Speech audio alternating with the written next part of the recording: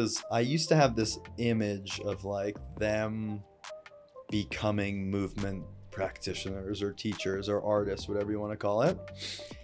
And I realized how fucked up that was. And just like the idea of like trying to form these kids into something.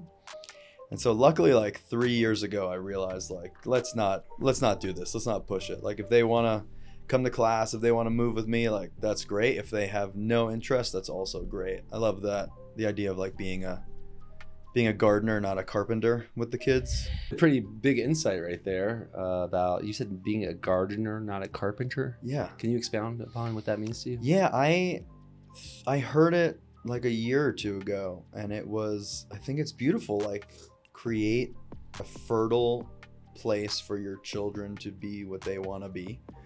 And I think the carpenter idea of like, I really had this idea like maybe one day they'll create the next movement thing. Mm-hmm.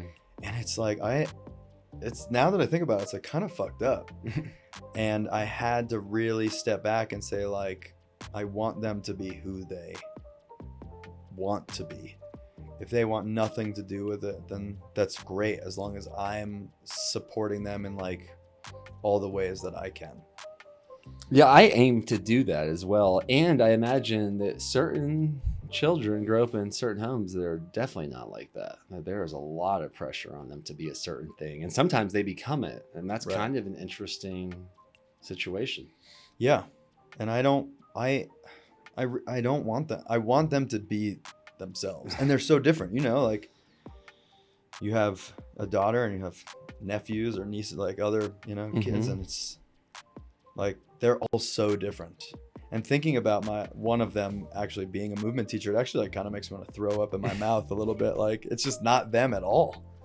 It's not them at all. But I think being raised in this place where it's just like everyone around them is physical, everyone around them is creative. I think it's magical. I really think it's magical.